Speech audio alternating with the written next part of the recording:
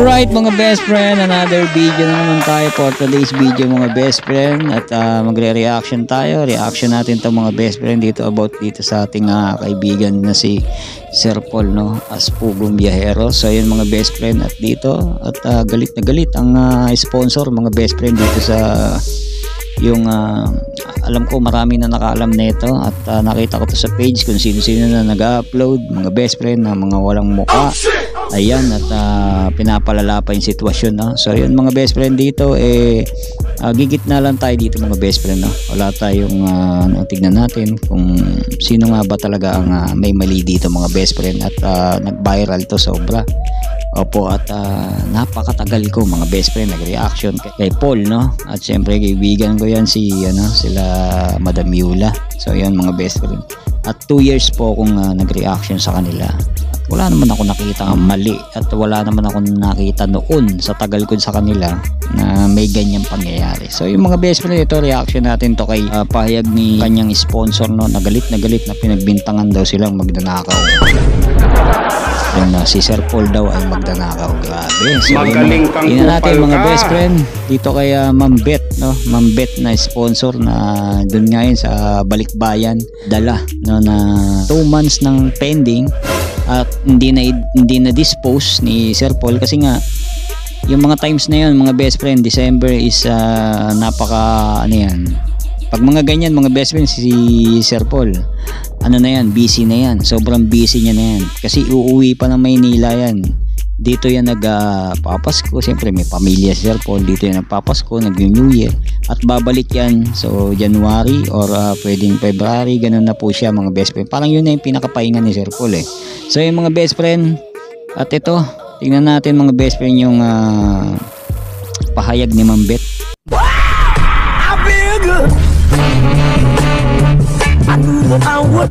Kung sino yung may dyan, may telephone number ni Tulfo. Ipatulpo natin tapos patanggal natin sila ng lisensya. Lalo na yung tumutulong din doon sa Virginia sa California sa taas. Habang nandiyan ako sa taas nanonood kasi may sarili akong kumbaga may so yun mga best friend, no? I am a forgiving but sa ginagawa ninyo so yun mga best friend, no? At nagtaka tayo dun, nagulat ako dun mga best friend, no? At yun na nga, nagkatulpuan na mga best friend, no? At ito, tignan mo na natin yung payag niya mga best friend, Lord, no? I am very sorry dahil nakapagsalita talaga si Mami. Kilala ninyo ako pag ako ang bumanat. Pag ako na nagsalita, nasaktan na rin si Mami. But you think so? Iiyak si Mami? Nabas hitsura kong iiyak? Andyan ba hitsura ko ang mag-apologize? Look at me. Wala. Nabas hitsura kong mag-apologize. Nabas hitsura ni Mami na iiyak. To those people who know me very well. Wala. Kayo iiyakan ko? Magpasalamat kayo na kahit hindi ko alam yung mga vlogger na antig ang puso namin. Kasama yung doktora sa California, hindi siya nagpakilala ni Paul na doktor. Pero ako mismo naka-rinig noong bago magpasko na nabigay ni doktora ang pera. Yung Dok, na-mention ang pangalan mo pero balikbayan sa akin. Ang hirap nga sumagot. Yun na yun nga ha. It was of September, actually August. Nasa ako noon. Nasa another side ako ng Amerika for 2 weeks. See? Our family. Do I need a publicity? Di mo kailangan ang publicity, dahil those vloggers, ultimo pagkain ng kamuti sa bundok ipapakita pa, pati yung mga butas-butas na dito sa Amerika, you cannot even do that. Mag-camera pa sa mukha nila. Nakakahiya na nga yung kalagayan, nakakaawa na nga yan eh. Very painful, pero ako hindi ko... Wait.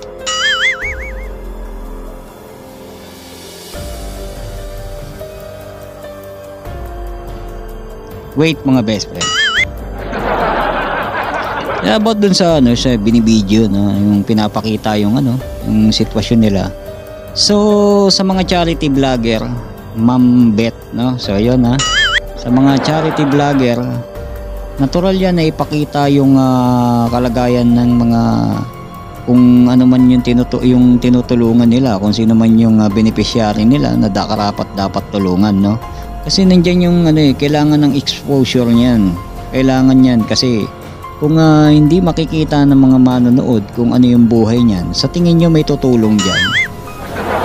Siguro pwede tulungan ni Sir Paul, no? So sa daming tinutulungan ni Sir Paul na mga kababayan natin diyan, mga ita, mga mangyan, mga nasa bundok na talagang hindi naaabot ng gobyerno, tinutulungan yan. Sa dami niyan, siyempre kakayanin ba ni Sir Paul lahat yan tulungan? So kaya nga binibroadcast yan at pinapakita yan para makita ng mga tao, yung mga manonood, mga OFW, ng mga may sobra, na makita yung kalagayan nila at magpahatid ng konting tulong, no, para sa mga kababayan din nila, mga best friend, di ba?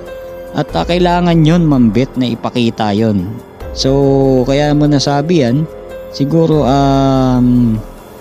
hindi mo danas yan at hindi, sabi mo nga minsan ka lang nasa social media ngayon lang kasi nga nagka-issue. So yun mga best friend, no, doon ako doon yun yung kaya ako nag-comment, kasi kailangan naman kasi talagang ipakita yun, no, yung ganun. Kasi basta ang hirap explain sa'yo. Kasi walang charity vlogger na ikaw ba tutulungan mo yung tao na yan kung hindi mo nakikita yung kalagayan? Sige nga, diba hindi? So walang charity vlogger na hindi pinapakita yung kanilang mga beneficiary. Dapat ipakita yan, kasi nga ano pa silbi mong charity vlogger kung hindi mo ipapakita yan, kinakat mo? Ibig sabihin nun parang peki yan, di ba? Ano tutulungan nila? Alam nga naman hindi niya i-video tapos hihingi ng tulong si Sir Paul, ganun. Parang sinabi niya na niloloko niya yung mga tao niyan dahil wala namang proof na pinakita si Sir Paul na ito karapat dapat. So kailangan talaga ipakita yon, no? Yung sinasabi mo yan, bakit daw pinapakita pa yung pagkain ng kamote, yung ganito, kasi nakakahiya naman daw. Ba't nakakahiya? Bakit nakakahiya? Para nga makita ng mga tao yung kalagayan nila. Kaya nga sabi gitna lang tayo mga best friend, ha? Ang mga matitinong tao, pupunayin lang natin yung mga mali. May mga breeding, hindi yan sasagot. So pity of you all. Tapos ginagamit ninyo iyak-iyak si Paul. Dapat ako magagalit dahil ako ang sponsor. So yun, at ginagamit daw kasi nga si Paul kasi nga umiyak. So yun mga best friend, no, umiyak si Sir Paul kasi nga kilala natin si Sir Paul na medyo mababawang luha, no, at madamdamin, no. Si Sir Paul kaya napaiyak kasi nga hindi niya natanggap yung mga pinagsasabi niyo po.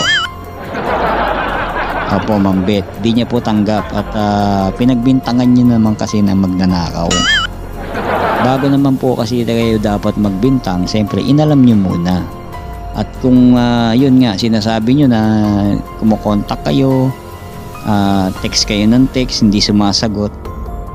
So yung mga best friend, no, ang charity vlogger napaka-busy niyan, napaka-busy, sobrang busy niyan. Wala nang time yan para mag-check ng ganyan.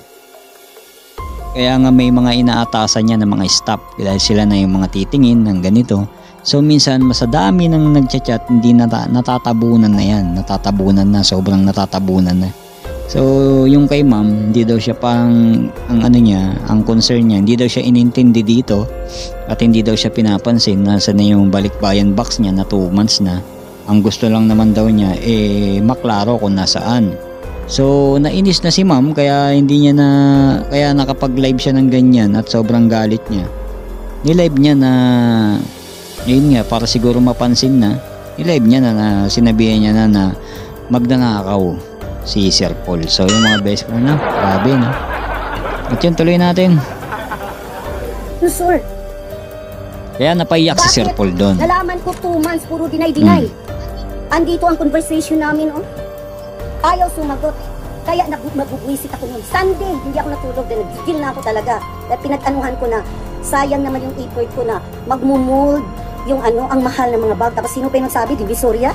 Hagoy! Nakakahiya kayo. Hindi ako naghihingi ng So yung mga best friend, kaya lalong nagalit si Ma'am Beth kasi sa mga siguro sa mga solid na supporters ni Pugong Biyahero, nagalit siyempre mga best. Ikaw ba naman yung iniidol mo tawaging magnanakaw, ang ginagawa lang pagtulong, no? At ay mga nakasuporta na yan, taon na, no, nakasuporta at mga sponsor, wala naman naging problema, no? Dito lang kay Ma'am Bet, no, doon sa Balikbayan box niya. Simpatiya sa inyo? Sino kayo makipagsimpatiya? Day, ang agwat natin, day, ganito, day, oh. Andoon kayo sa pinaka ilalim, day. Ang agwat namin, day, ganito, day. Napakataas ng agwat, day, hindi pang pagyayabang. Ayan, oh. Parang ganyan, day. Nandito lang kayo sa puwit ko, day, eh. Grabe. Yan na yung status namin. Status namin yun, ni Sir Paul. Hindi ko masyado naintindihan doon ng mga best friend na. Pero doon sa pananalita niyang yun, hindi ko alam kung yung basher yung kaaway niya dyan o si Sir Paul. Kasi doon sa pinakamataas daw, nandun daw sa puwet niya sila. Kumbaga parang mga best friend yung sobrang taas niya tingin sa sarili niya mga best friend. Tapos nandun daw sila sa baba sa puwet niya. Diba? Grabe na mga best friend, no? Oo, at ayoko makapagsalita ng hindi maganda na, pero hindi talaga maganda yun.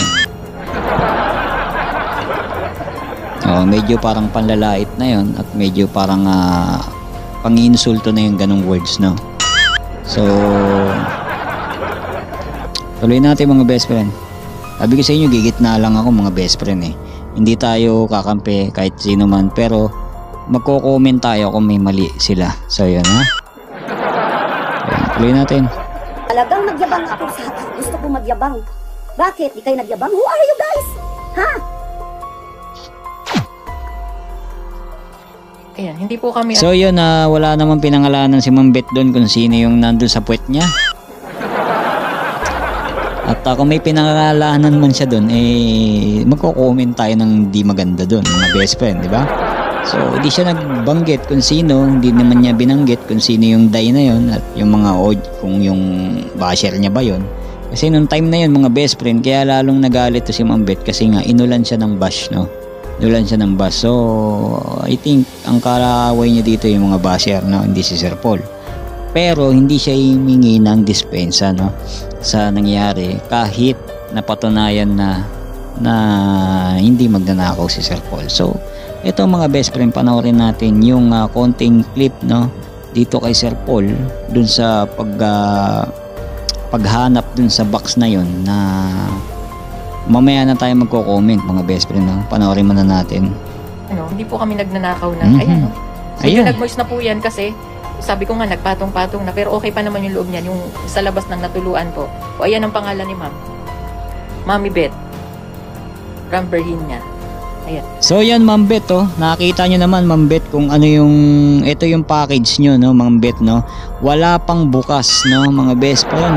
Kitang-kita nyo naman, wala pang bukas, di ba? Ayan, pangalan niya, Mami Bet. Bet Ogoy. Ogoy ba? Ogoy. Ayan, at from Pugong Biyahero. Ayan, pinadala kay Kuya Eli. So yun mga best friend, malinaw na malinaw. Kitang-kita naman natin mga best friend na mali yung paratang na magnanakaw si Sir Paul. Alright? Diyan pa lang malinaw na.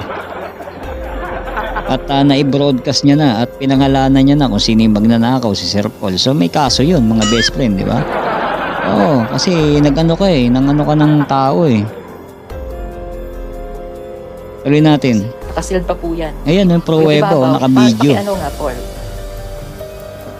Kasi yung nasa ibabaw po nito, yun po yung nag-moist dahil may mga mantika at saka mga palaman, shampoo, kaya nabutas. So sobrang dami pala nun, yung bigat, yung magkakapatong, yun. Ayan, yan, nakasild pa po yan, Wala po kaming kinukuha. So okay pa naman yung loob niyan. Siguro open natin. Hindi na namin kumbaga hindi na namin isa-isa lahat ng kaagad-agad ay mapagbibigyan ang bawat isa. Kaagad-agad ayan na po.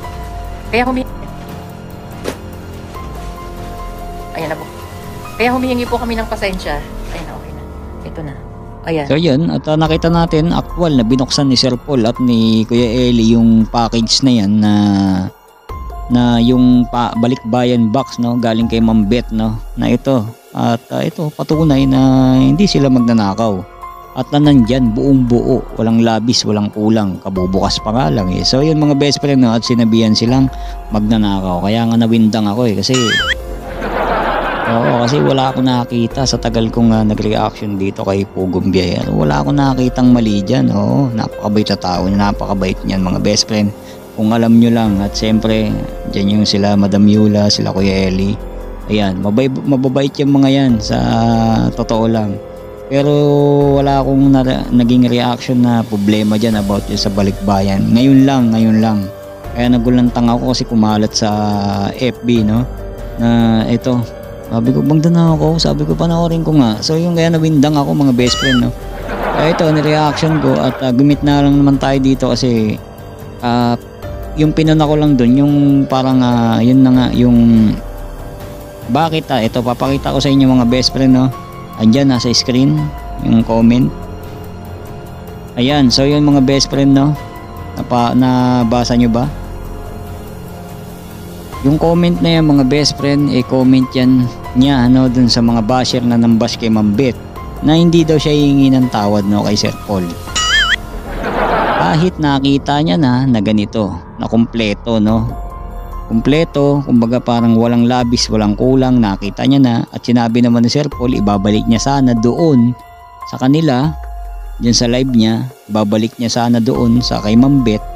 Pero dahil sa gusto ni Ma'am Bet na ipabigay doon sa mga katutubo, ang desisyon ni Sir Paul, ipapamigay na lang para walang issue, no? At naka-segregate yan at with papel na walang labis, walang kulang, na talaga namang kahit kanino ibibigay nila, kung sino-sino, hindi, susundin nila yung kung ano yung nauna, yung ganun, para walang problema.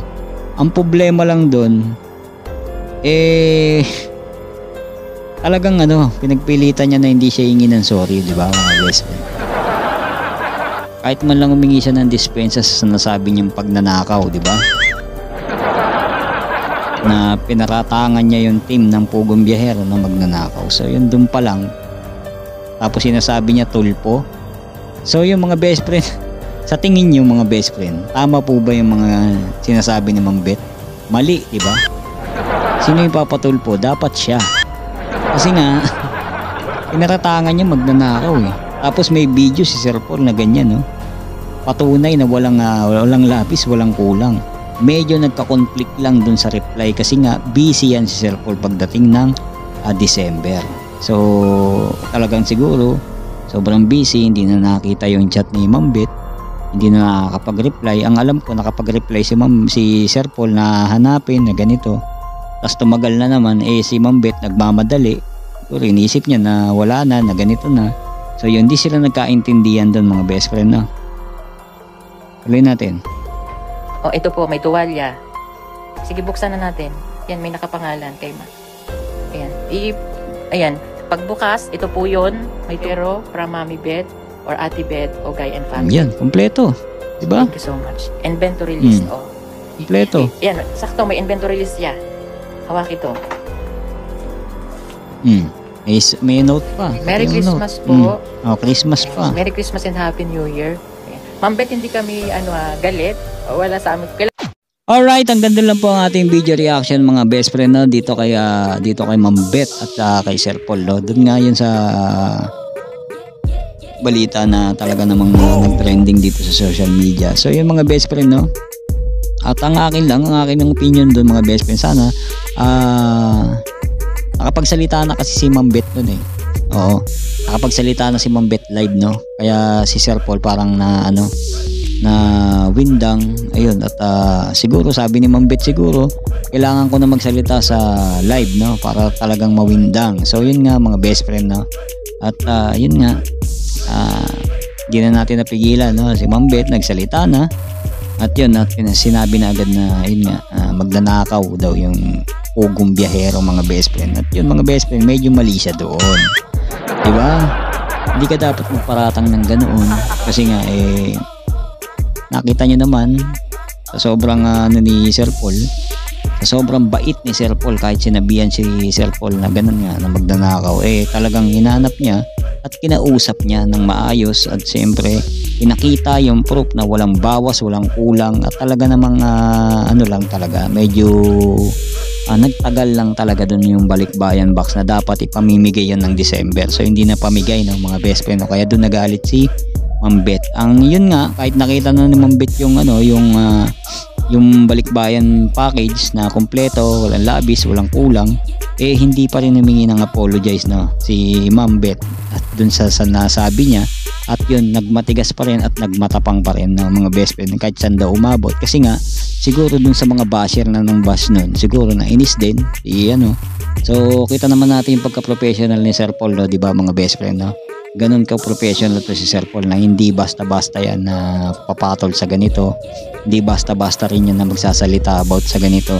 Talagang pag-aaralan niya muna bago niya kasi nga may pinag-iingatang pangalan yan, di ba mga best friend? At yun, at sana maayos yan at para wala nang gulo, no. Siyempre sponsor, mahalaga sa atin yan bilang isang charity vlogger, no. Wala naman tayong ibang hiling, siyempre kahit sa mga solid fans ni Pogo Biyahero, siyempre isa lang naman ang hiling dyan, magkaayos na siyempre para wala nang gulo. Mahirap din kasi siyempre hindi lang pagkakaintindihan, so magpakababa na lang yung isa't isa, no. So yun, at siyempre yung mga basher, tigilan nyo na para hindi na lumala, no, kasi lalong naiinis yung isa, si Ma'am Bet, so kulit nyo kasi.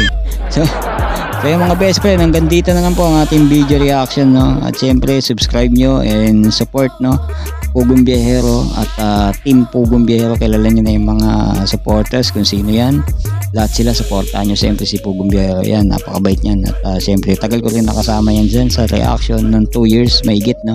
So yung mga best friend, maraming salamat po. Kita-kits po tayo next video reaction. Maraming salamat po. Bye bye, peace out.